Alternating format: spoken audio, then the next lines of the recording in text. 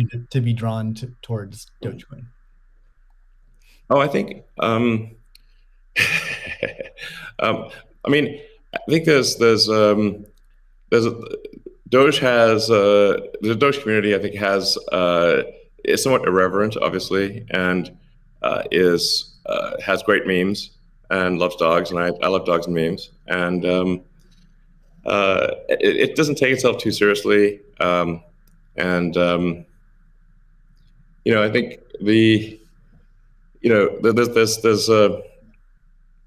there's Occam's razor, which is the simplest answer is the most likely. It's a summary of Occam's razor. The simplest answer is the most likely one. Then there's a friend of mine came up with a variant on that the most ironic outcome is the most likely one. And then I have a variant on that, which is the most entertaining outcome is the most likely one. So if that is true, then the most ironic and entertaining outcome would be that the cryptocurrency that was started as a joke to make fun of cryptocurrencies ends up being the leading cryptocurrency. That would be the most ironic outcome. Jack, what are your thoughts on that? Is Bitcoin resilient enough to overcome that? I think it's resilient, but also I think like you find, I mean, that's what attracts me to Bitcoin in the first place is the irreverence. A lot of that just brings it forward, and at first go it makes it a little bit inaccessible, but as people get into it, it makes it more accessible and more spreadable. And I absolutely think the resilience is there. I think it's important to have fun as well. And anyway folks can express themselves. I think that goes back to the main idea of like how do we create a native currency for the internet? Anything that goes towards that path, like that's whatever wackiness or fun we can have along the way. That's going to make it a lot more enjoyable, and it's going to make a lot more people want to use it. I'd also point out there's nothing stopping someone from creating a Bitcoin wallet that's like fun and has memes, has dogs. That's possible as well. Great. Let's move on. Right now at this point. Let's move on to the next topic, which is Bitcoin and energy. It's a really hot topic that lots of people are talking about. Let's start with Elon. You've been vocal on this. You've said that. I mean, you said many things about it. You've also said that Tesla will resume payments in Bitcoin payments if the renewable energy is approximately 50% and sort of looks like it's on a positive future trend. What do you think the state of things are with respect to that? Yeah, so I do think that there appears to be a positive trend in the energy usage of Bitcoin. Actually, part of this is due to the drop in Bitcoin price. What I observed, or what I thought I was seeing, there may be some disagreements on this, but from when Tesla announced that it had acquired Bitcoin and was doing Bitcoin transactions, there was a massive run-up in the Bitcoin price, and also a massive increase in the amount of energy used to mine Bitcoin. And I think I understand renewable energy quite a bit. I mean, Tesla does solar and interacts with a lot of wind generation through our mega pack, because basically need to store energy from wind and from solar. So we're pretty plugged into the renewable energy industry. And there was just no way that you could basically double or triple the amount of energy in such a short period of time with renewables. But you could shovel coal that fast. And so I was like, look, this is too sketchy. Tesla's mission is accelerating the advent of sustainable energy. We can't be the company that does that and also not do appropriate diligence on the energy usage of Bitcoin. So all I did was I said, look, we're going to suspend Bitcoin transactions for now. We're not selling any Bitcoin, nor am I selling anything personally, or nor is SpaceX selling any Bitcoin. Again, I want to emphasize SpaceX, Tesla, and I own Bitcoin. I also own a little bit of Ethereum and Doge, but the companies just own Bitcoin, and the Bitcoin that I own is worth much more than the Ethereum or Doge.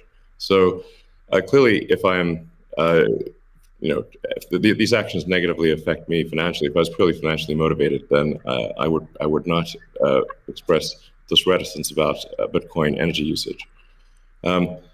Now, it looks like Bitcoin is shifting a lot more towards renewables, and a bunch of the heavy-duty coal plants that were being used, unequivocally being used, this is not a question mark, have been shut down, especially in China. So I think it's probably, we want to do a little bit more diligence to confirm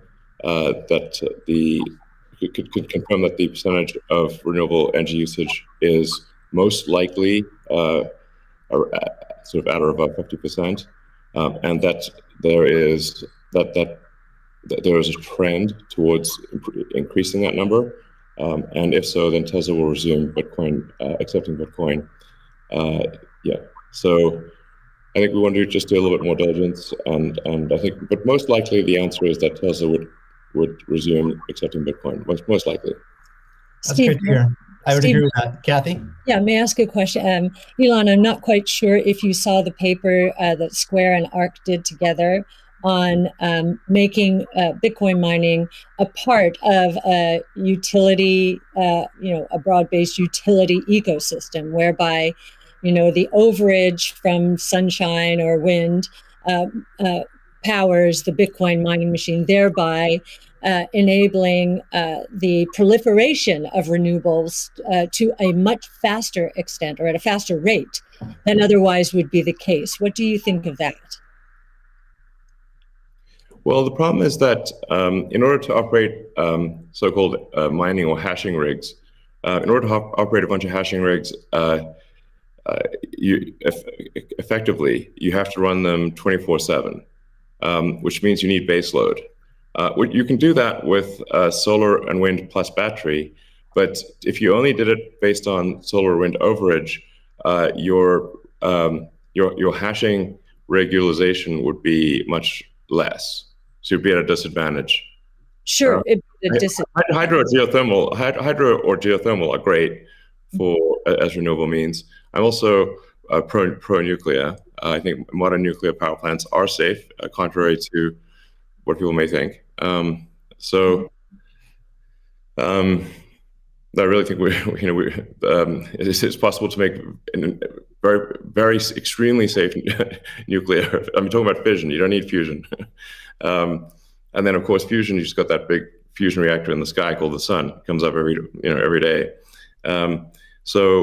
But I think a combination of solar and wind plus stationary storage will get you that base load, so you can run hashing 24/7. Jack, I'm curious. You've stated that Bitcoin incentivizes renewable energy. That's what we're talking about now. Do you have any additional thoughts on that? Yeah, I mean, everything that Elon said and Kathy mentioned, but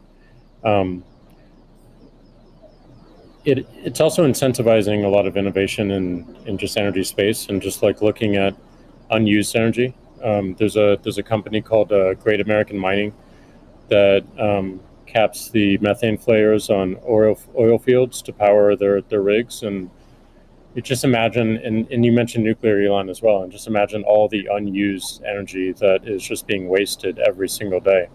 And being able to get that energy and converting it into a secure, sound money system for the planet feels like a worthy trade-off. And that's the sort of incentive that I think is most powerful, is like, how do we reuse what is being currently just dumped on the ground and wasted and not considered, and how do we do that at scale? And I think that's a bigger conversation that I think is missing. But I agree with everything that Elon has said, and also the paper we put forth. I'm curious if any of you have thoughts on how what the industry can do to accelerate the transition to renewable energy.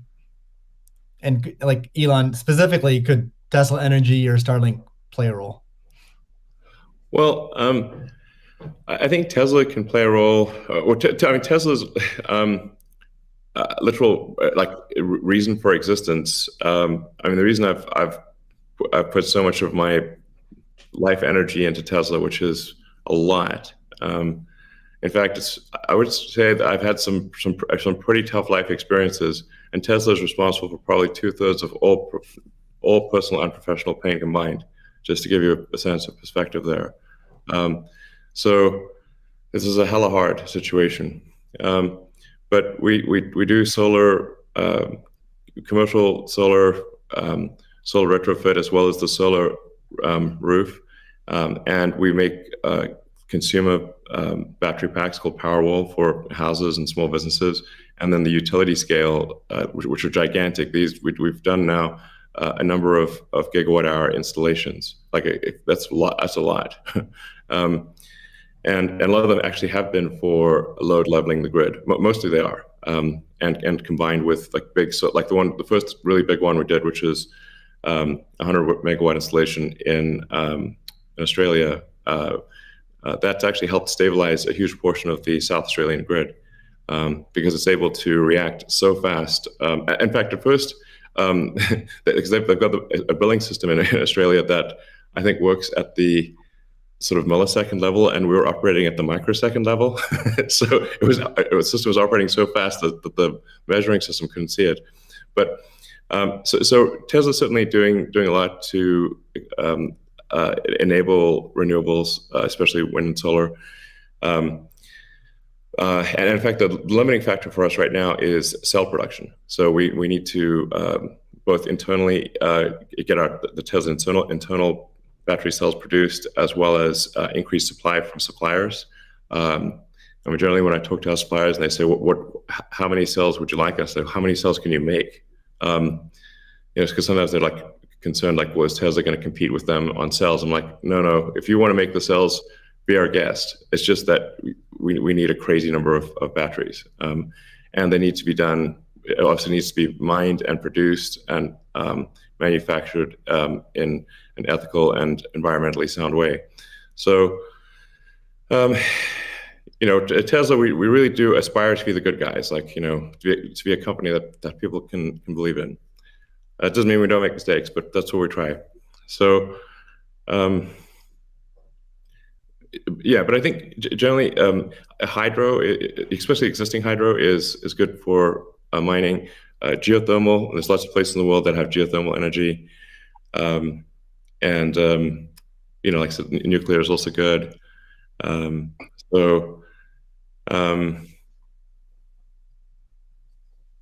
think just I'm like as I said earlier, the expectation is not like that the energy production must be pure as the driven snow, but it must it can't be using. It also cannot be using the world's dirtiest coal, which it was for a moment there. That's just difficult for Tesla to support in that situation. So I think, but I do think long-term renewable energy will actually be the cheapest form of energy. It just doesn't happen overnight. But as long as there is a conscious and determined and real effort by the mining community to move towards renewables, then obviously Tesla can support that. That's great. Kathy, we've been talking a lot about energy, but many institutions are facing questions around Bitcoin's relationship with ESG. Can you maybe speak a little bit more to what is S and G in ESG and how Bitcoin might support those? Sure. So E, of course, is environmental, S is social, and G is governance. And there is a massive movement afoot in the institutional world, especially, to embrace ESG and make sure that their asset managers are doing the same. So if we've just talked about environmental, and I really do believe that Bitcoin will be much more environmentally friendly, certainly than traditional gold mining or the traditional financial services sector. In many ways, it already is, and it's just going to get better that way. In terms of social, I know that many institutions, when they are thinking of social, they think of diversity and equity, pay equity, and all of that. But if from our point of view, the disruptive innovation point of view, social is much more than that. It is saving lives, of course, autonomous technology, that would be another topic for Elon. But in this case, allowing access to payment technology, as Jack is saying, everywhere around the world without friction. And just back to the remittance example, I think if I've got these stats correctly, there are certain countries in the world that are incredibly dependent on remittances for GDP. Tonga, 37%, El Salvador, which just deemed Bitcoin legal currencies, 24%, Nepal, 24%. And I think the remittance industry globally, roughly 700 billion. So saving people these egregious fees, think about it, you're paying anywhere from 8% to, as Jack said, 30% of your $100 that you're sending back to your family. That is social responsibility, I would submit, as is just the economic empowerment that Bitcoin will enable. We've talked about that already.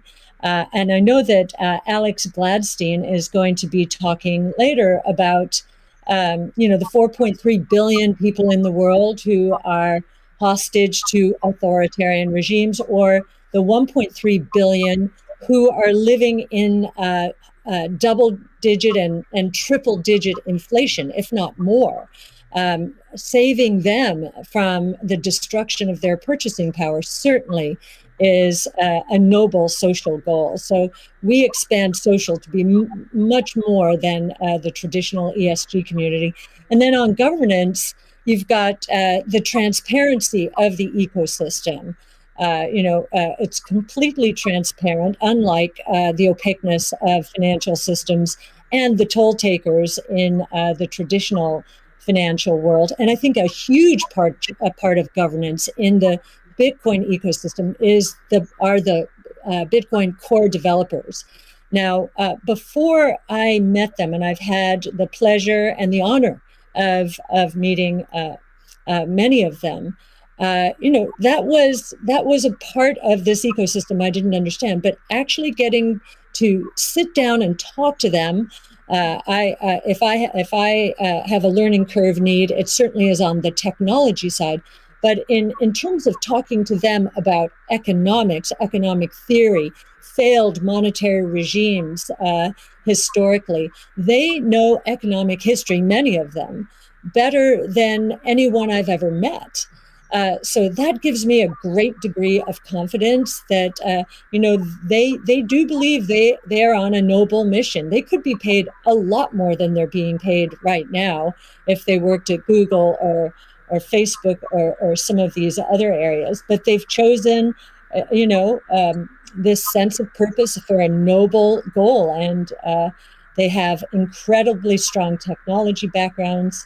As well as a good understanding of economic history, especially monetary history.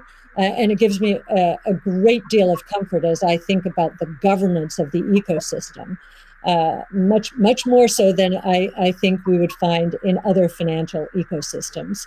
And just to give you an example of that, I think 2 years, we were talking about, there's a big debate about reorganizations, I know, in the Ethereum network right now. Well, we saw the core Bitcoin developers and others at work back in 2019 when Binance tried to reorganize in order to reclaim 7,000 Bitcoin that were hacked. And they just wouldn't allow it. So we've already had some very good tests of the Bitcoin ecosystem, including developers. So that would be my answer. Thank you. And it's a great transition to the next topic area, which is Bitcoin Ethos. And what is Bitcoin Ethos? I mean, Bitcoin was born as open source and it's very transparent. There's also a staunch defense from the community around decentralization and a lot of the core principles of Bitcoin. So let's talk a little bit about that and what makes it special. Jack, Square has done a lot to support open source Bitcoin. Can you tell us a little bit about what Square has done and what advice you'd have for other institutions looking to follow in its footsteps?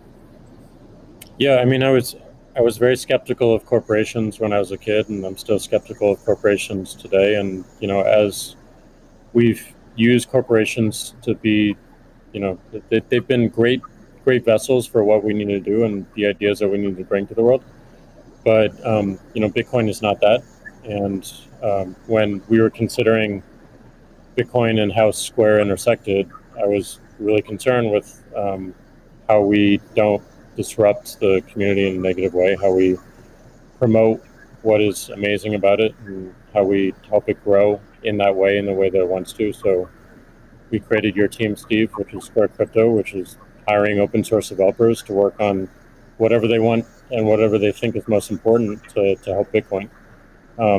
We created an organization called Copo, which we gave up all of our crypto patents so that the community can use them in defense against trolls and some crazy characters we won't name. And we continue to find ways that, following that Bitcoin path, we're going to create a hardware wallet. We're probably going to do a lot more in hardware.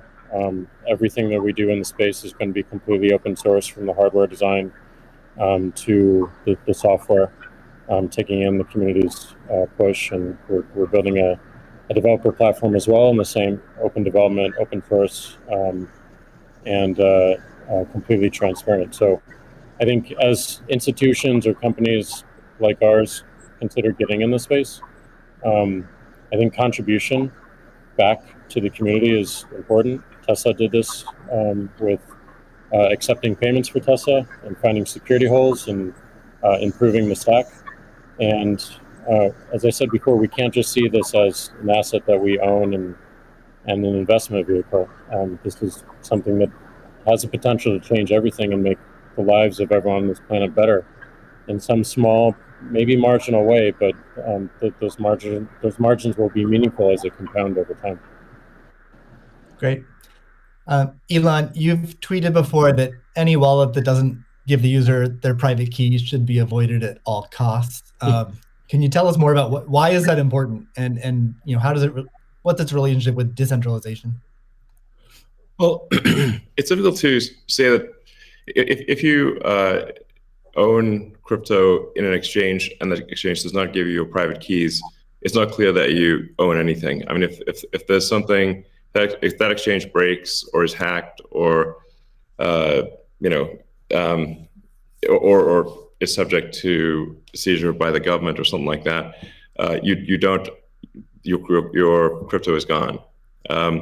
So in order to actually have a properly decentralized finance, which I'm a fan of, I think it makes sense. Then you have to own your private keys, and you should be the only one who has your private keys. So if you're the only one who has the private keys, then you own it. If someone else has your private keys, effectively,